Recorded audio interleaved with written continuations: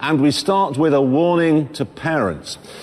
You probably think that your teenage children are buying these top-shelf magazines to look at this kind of thing. And you probably think that's normal, okay? Well, they're not. What they're actually looking at is that. They are cutting out pictures of this sort of car and taking them to the laboratory. I've got news of a fantastic new car alarm from Cobra. Now, this is very, very high-tech. Anywhere your car is in Europe, this system, linked to satellites, it knows exactly where your car is. And if your car is stolen, it will send you an email, a text message, or a fax. A fax? Does anyone use this? Well, the speediest means of communication known to man. Well, I have this vision. Whenever I'm in my office and I'm working away on something, I hear that little click, the fax machine's going, I think, ooh, a fax. He sits down and it goes, dear Mr. Mayor. I think, fantastic, your car, oh, my car, what's that? Has been, what, entered for a Reader's Digest drawer, stolen. Okay. Spending time in traffic, we all have to do it, it's no fun, we know that. This is a new service, it's called Motor Flirting. Motor what? Motor Flirting. And essentially, it boils down to this. Members display a discreet, it says discreet, sticker in the back window of their car with Motor Flirt logo on it. And then another member, when they see that and they think, he or she looks quite nice, they can contact this service and give them the registration number and they can send text messages to that person. This means a load of fat, ugly blokes are going to be sending each other text messages as they drive along. Essentially, And him, these two will be texting each other. Let's have a look. That's basically what it is. Nice car and dishy driver. Instead of gazing longingly through the windscreen, you can text the motorist you fancy. There you go, have that. You'll remember all the details on it. I can straight away see another use for this, because it means you can finally contact people in other cars around you. You're on the motorway, say, it's not foggy, say, and somebody in front has, let's imagine their fog light on. Oh. You could send them a playful little text messages to the effect, Turn it off.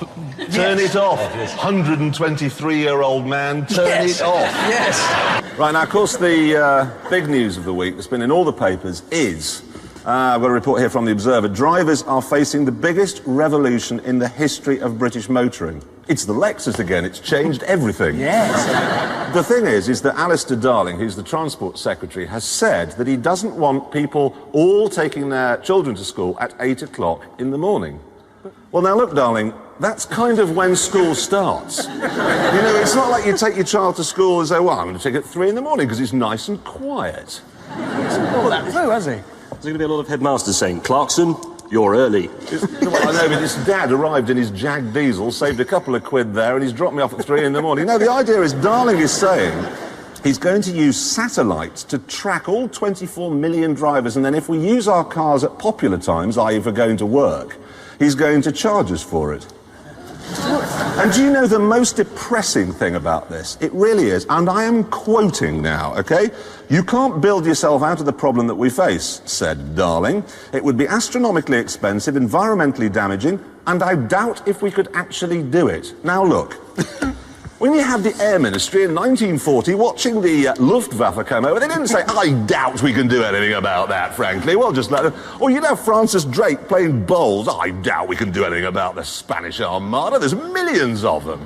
It's not the spirit, is it? In fact, I've got a simple message which I want to deliver in a new Labour way to Darling. OK? Ready? For your plan?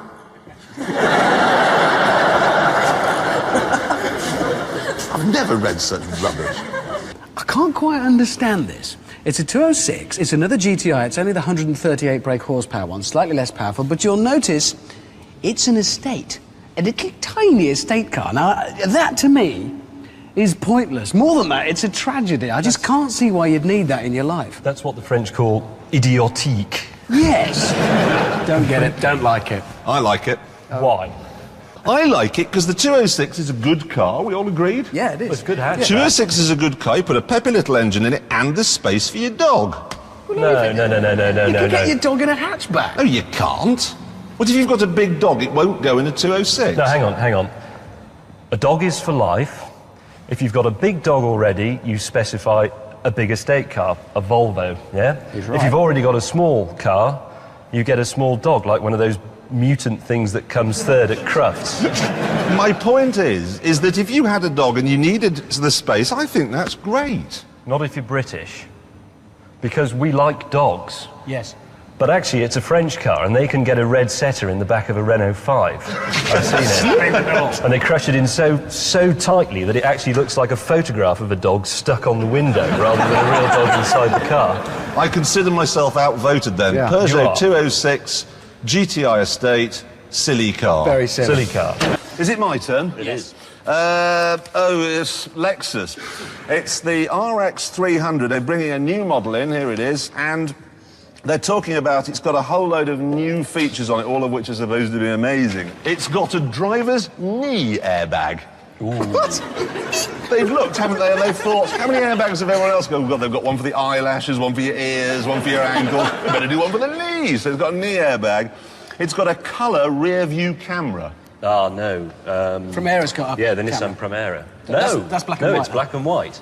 Oh, yeah. Yes, you have to get a more expensive television licence to reverse that car. What was the matter with a rear view mirror? This is what I'm talking about, complication. What was the matter? You can't get teletext on it, maybe you can. I'll just back up and check on my share prices. Well, anyway, if you want a Lexus and want to look like a Los Angeles drug dealer, there you are. Now, If you want a free car, this is good news for all of us. If you want a free Vectra... Sorry, well, it Jim. would need to be. Yes. Vauxhall are doing... I've got this right. I've read it several times over. If you ring a telephone number, Vauxhall will deliver to you, to your house, a Vectra. Drop it off. You can drive around in it, and 48 hours later, they'll take it away.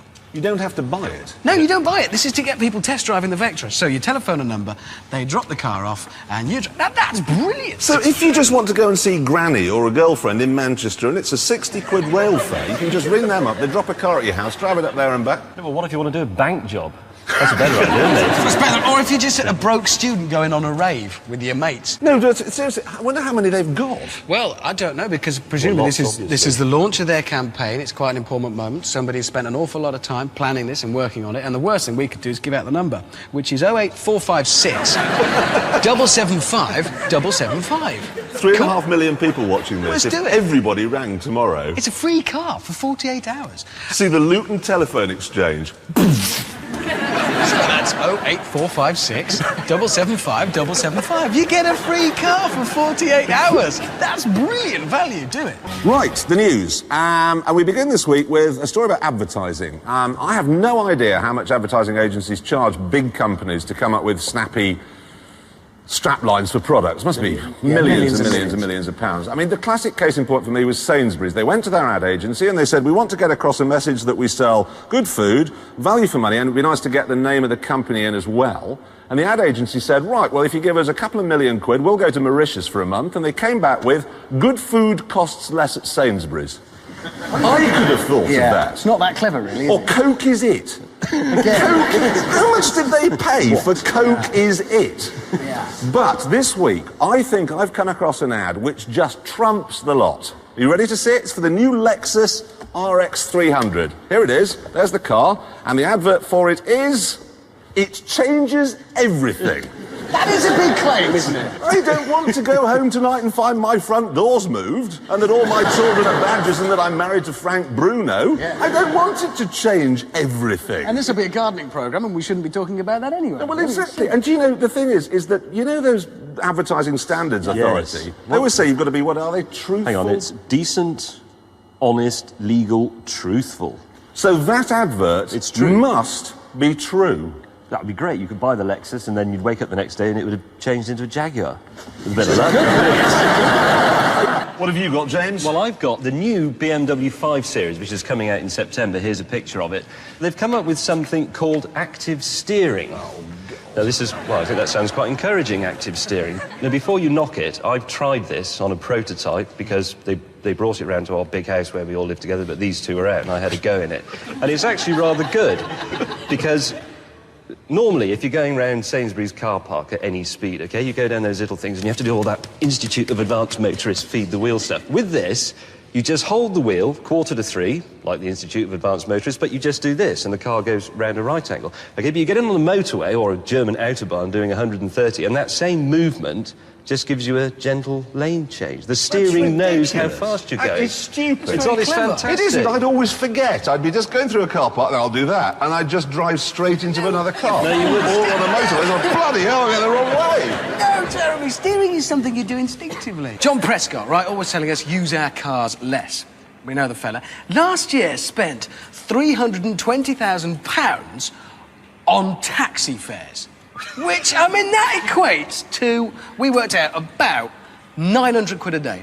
Where's he going? Well, exactly. Who's And why are they bringing him back? Precisely. Leave him there. Time for the news. Now, it's a terrible shame Jeremy didn't like the 350Z. I wondered if he might be interested in the 350Z watch. It's a very large watch with a very small face. What do you think of that?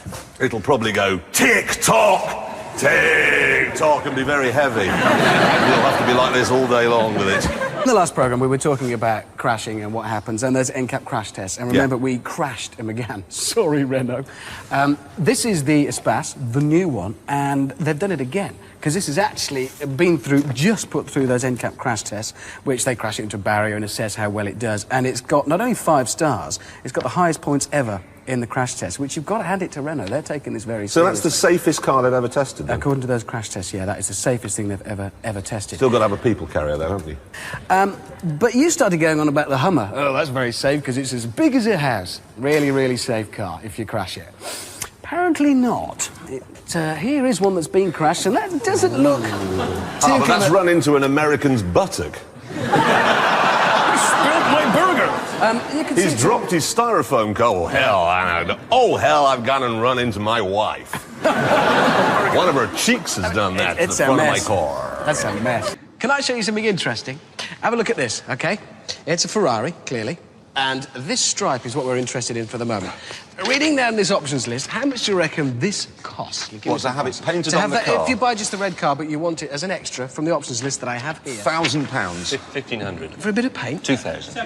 Shall I tell you, How it's 3,643 quid for a stripe. Seriously. 3,006 bargain, says the man with the Astra diesel.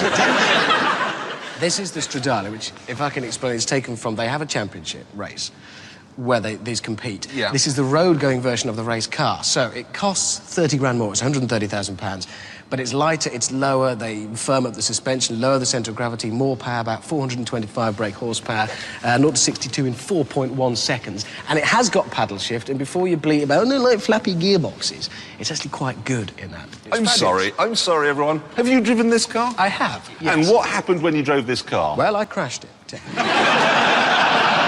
Tell the nice ladies and gentlemen about what happened. Well, I was going round a corner, and the next minute I went round lots and lots of corners very quickly. It was span it several times. Actually, this is why it's called the F360, this model. You drive along and you go, and then you do a 360. Do you know, you could be right. You could be right. Now, the Conservatives. Mixed response. No, mixed response there. Actually, this is the BBC, so we're impartial. Anyway, the Conservatives have decided that in order to win votes, they've said that if they're elected, they're going to up the motorway speed limit to 80 miles an hour. Hooray. Do away with the vast majority of speed cameras. A purge of speed bumps. And, best of all, they will abolish the M4 bus lane. But this is great. However, the government, the Labour Party, not to be outdone, have announced just this week that they, if they're elected, are going to widen every road in the land. It's at this rate, honestly, the Lib Dems will be on next week. Free Ferraris for everybody. And you can have a Lambo. Sad news, OK? This is sad news. You don't know what it is yet. That's a blind date noise, isn't it? It was a horrible noise. I thought they were deflating the What is entire this? audience. What's collapsing. the sad news? The sad news is this. Right, diesel engines. There were only 3 manufacturers who managed to hold on to sense and not put diesel engines in their car. They were Honda, well, they They've weakened gone. and did it. Saab weakened and did it. The last one has announced officially they've weakened, they've gone, and it's Jaguar. Oh no! I know, it's terrible. Error. They're putting a... You're all right, Jeremy. quite nasty. That is a horrific piece of Well, news. they're doing a V6 one in the S-Type, and then there's a little 4-cylinder diesel going into the X-Type, which, of course, has nothing to do with Ford. Oh, no, of course, Jaguar... Yeah, no, it won't be a Ford engine. I want to Nope. make that absolutely plain. It's Yep. a Jaguar engine in every way. Yeah. But if you pick away at Jaguar, it might say Ord underneath. Yeah. I don't know whether to put a sticker on it. But I just have worries about this. Jaguar's stealthy, sleek.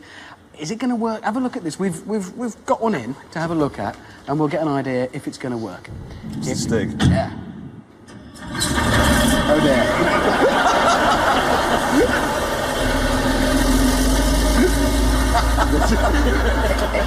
That's simply not going to work, is it? It loses something, doesn't it? Oh, beautiful. Just hearing it pass. That is not going to work. And do you know the worst thing about this is Jaguar was working, we know, on an F-Type, a two-seater to a modern-day E-Type, and they cancelled that project because they'd spent all their money on a diesel engine. Don't do a diesel, please. Oh, dear. And we begin tonight with probably the best piece of news I've ever heard since I was born. An event, in fact, which eclipses the very miracle of my birth. Hang on, the best piece of news you've ever heard ever. What is it? They're going to stop making the Beetle. And that's it. That's not the new That is fantastic. No, It's not the that old good, one. is it? They're still making it till the 30th of July, and then it stops forever. And why is that so Why good, do you really? hate it so much? Do you really want me to do it? Well, no, just... I can't... I mean, OK, it's a rubbish car. That's incisive. That's the first thing. It's a rubbish car. Secondly, it was a scandal. OK, that car was stolen from a Czech bloke called Ledwinka, I think, by yeah. Hitler and his henchmen. They put it into production.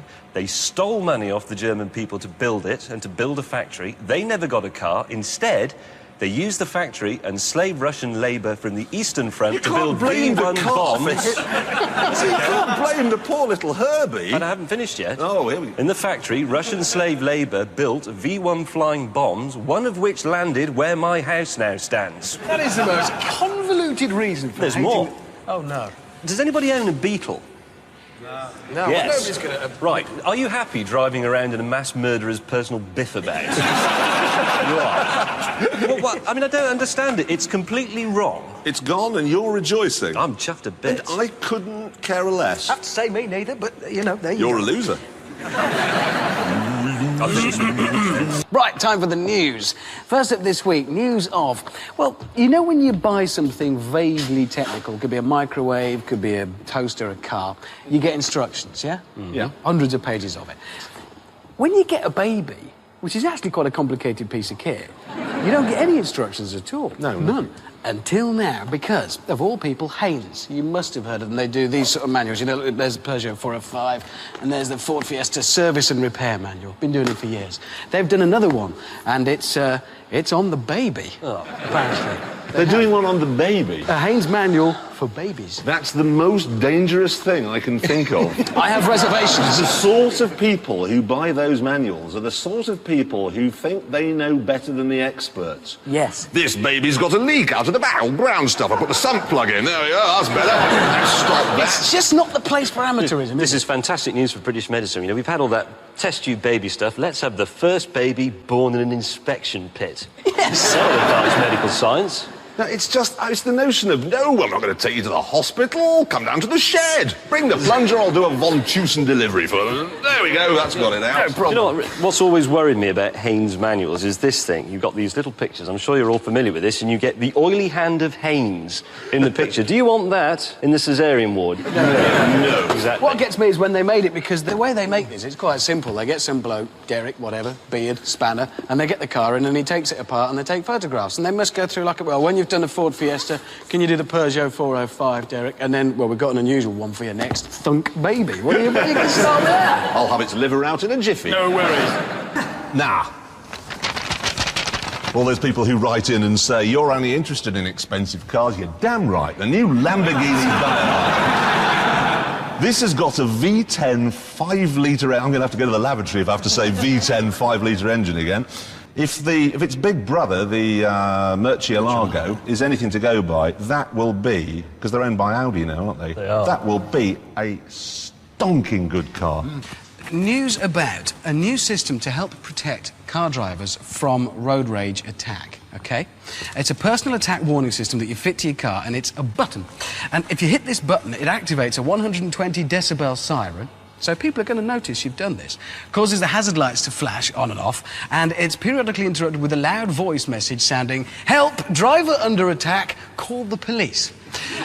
But what interests me is... What car's this Well, fitted this to? is what interests me. It's Honda. And if any car is going to cause it, it's the old biffers driving around in Hondas that generate road rage in the first place. What it should say is, driver in a Honda. Yes, stay away! But they also go on to give us some top tips for avoiding road rage. 1, don't buy a Honda. Good start.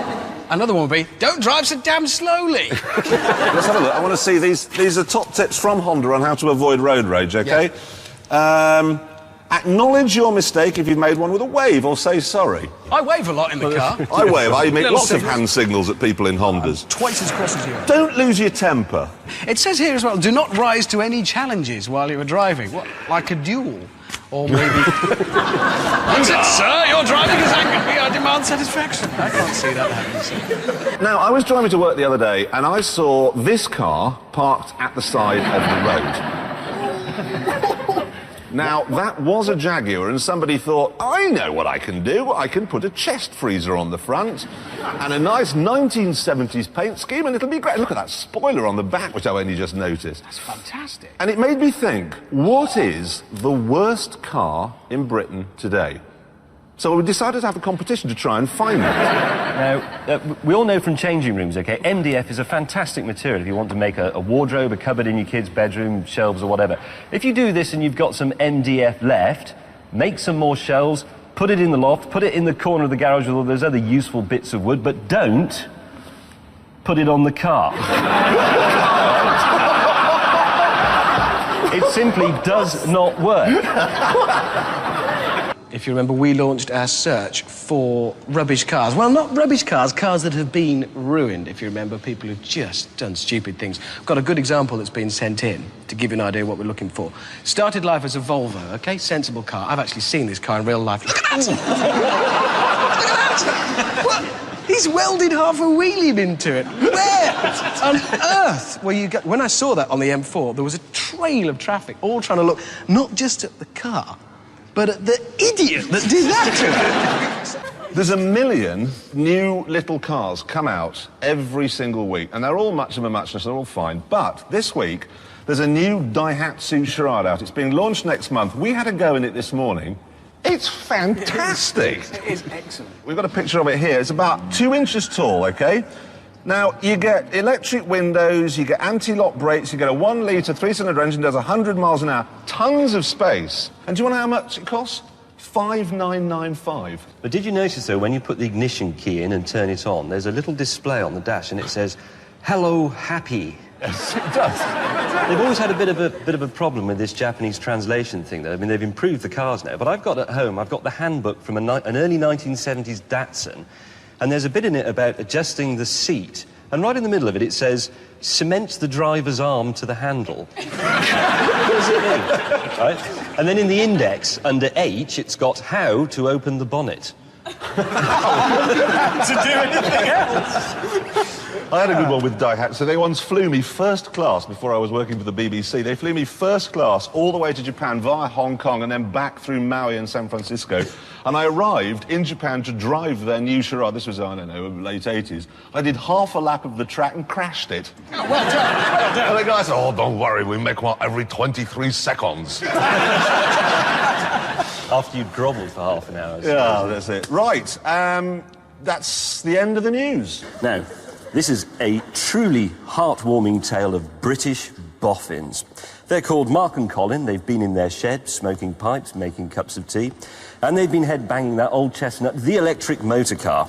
They've come up with a prototype, I should tell you, called the E-Motion, and they say, "We really are at the cutting edge of technology and aim to lead the way with a variety of innovations, many of which could find an instant and ready market in the mass production of commercially viable electric cars." Let's have a look at it.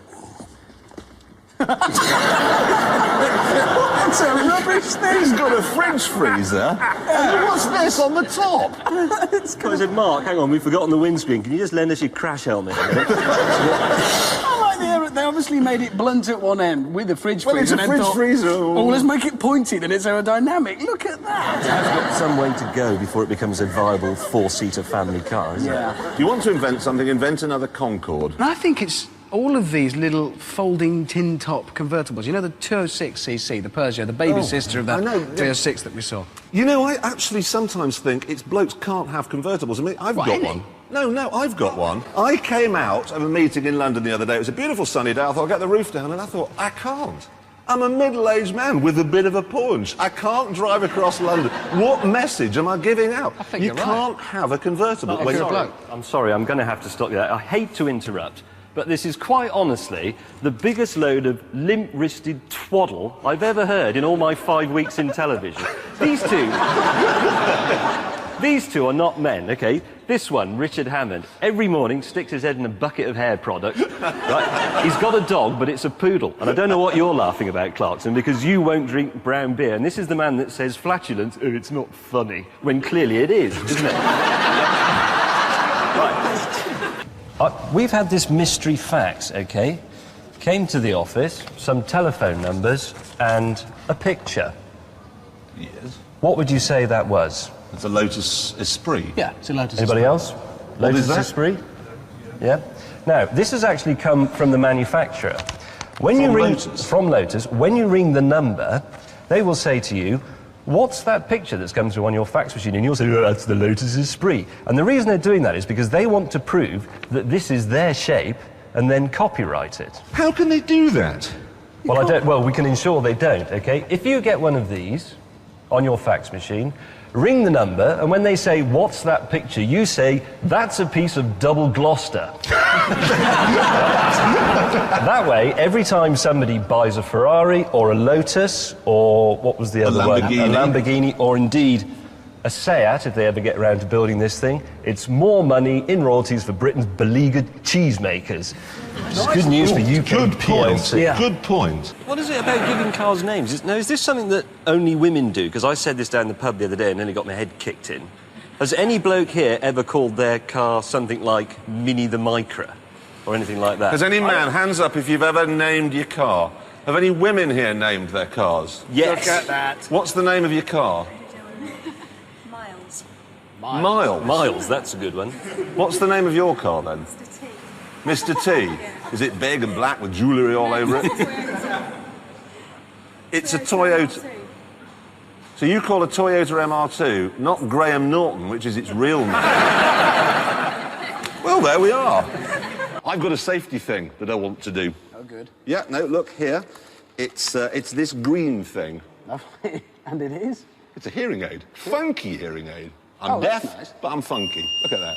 It's a special device for making you look like a total Burke. Yeah. It works The thing well. is you put it on your head while you're driving along, and then, if you're not off, you fall asleep, ready? Jeremy, that's safe. Well done. I think that's safe.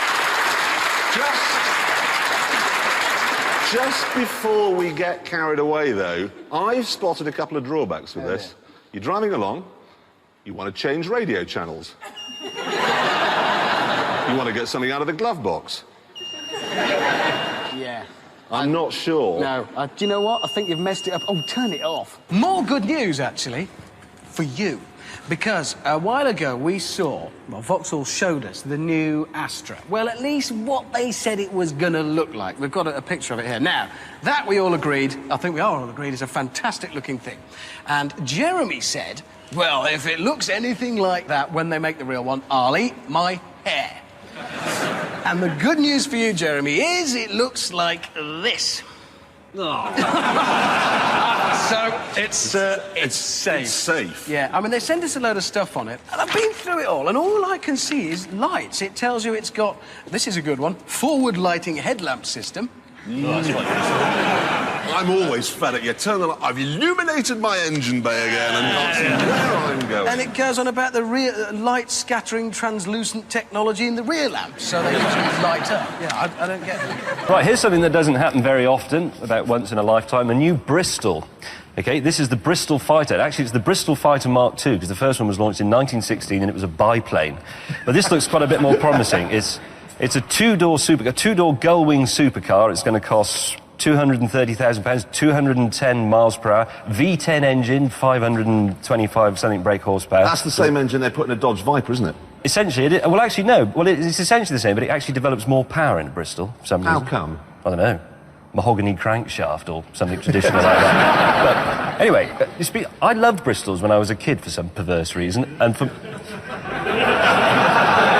No, they've got confused, James. You loved Bristols when you were a child. When I was a kid, I loved Bristols, and then I got into cars, and I quite fancied the idea of a Bristol.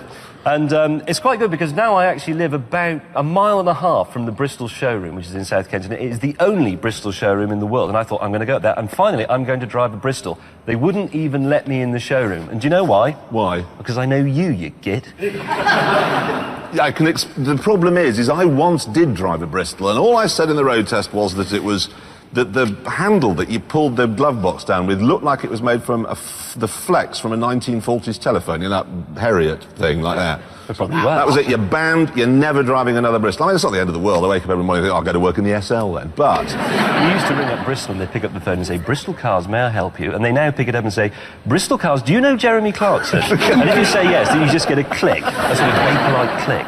Right, reliability studies, we love these. Because, no, we do, because they tell us not, which is the fastest 0 to 60, but which cars break down and why. This is a good one. It's by a company called, I think, reliabilityindex.com. Or something, Internet. which possibly isn't the best of starts. But this makes interesting reading. Here's their most reliable cars from their extensive survey work. Their top 10 goes as follows. Number 1, Mazda. fair point. Yeah, I mean, Mazdas are reliable. Anyone got a Mazda? Does it ever break down?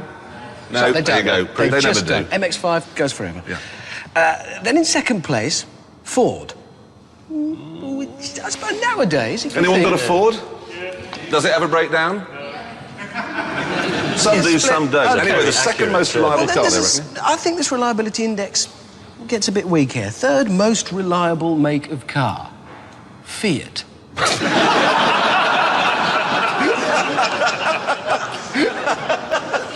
I mean, then it's got, Honda, Volkswagen, Mercedes, Toyota, BMW, Volvo, all the people expect. But in third place, Fiat.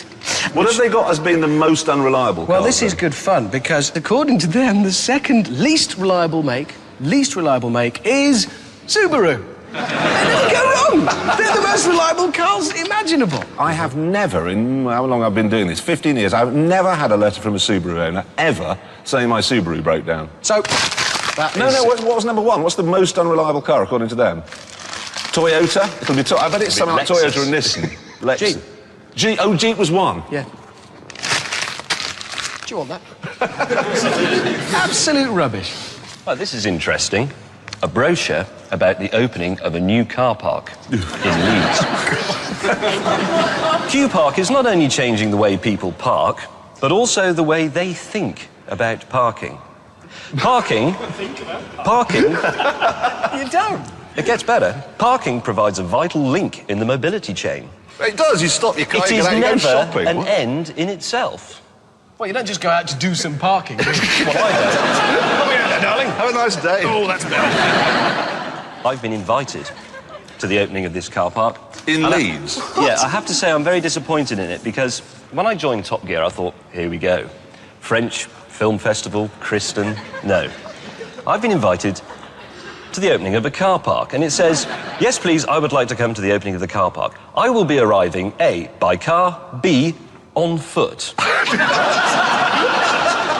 So anyway, I rang them up and I said, I'd like to come in the car. Will they be parking? Did anyone here go to the Goodwood Festival of Speed? Wasn't it fantastic? Best thing for me, though, was JK turned up with his new Ferrari Enzo, 300 and however many thousand pounds it is. Parked it in the car park. We've got a picture of it here, OK, which somebody sent to us. Now, someone wrote something on the bonnet. You want to see what it is? Jodie was faster.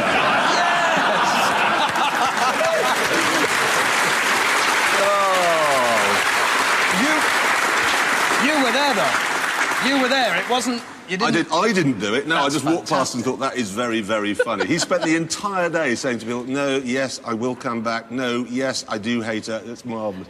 It was a fantastic event, though, Goodwood, Well, this it's year. massive now, isn't it? It's like every Grand Prix and every classic car show jammed together on a gorgeous sunny day. It's brilliant. It is Elle cars- McPherson Elle waved at... McPherson? Elle McPherson. Is that an old racing driver? No, you buffoon. He Model. thinks hello is a form of greeting. Well, Elle it is. McPherson is known as the... She's a girl, James. You really do live somewhere else, don't you, James? What's the L stand for? No! She waved at me. Are you sure it was a wave? Yeah, she waved at me. Wasn't it? No, it wasn't shooing me away or anything. She waved at me. Can I do one now? Yeah, what I've have you got? two. Right, Porsche have a race championship going on this year in this country called the Porsche Carrera Cup Great Britain. The reason this is of interest to us is that they are producing a road-going version of the car that competes in that. It's the 911 GT3. They've done GT3s before. This is the new one. I can have a look at it, I think. It's a stunning-looking thing, and it's not just the looks. It's 381 brake horsepower, 0 to 60 in 4.5 seconds. It will cost you 72 grand, but it's real racetrack type technology. I get confused with 911s. I never know where they all go. Is that a turbo? No, that's not. That is normally aspirated. So wait a minute, the GT2's a turbo? Yes. And the turbo's a turbo, obviously. Yes, Why is a GT2 not a turbo, if it is a turbo? but it is a turbo. The GT. Yes, why is it called a GT2 and not a turbo? Because the turbo's called a turbo.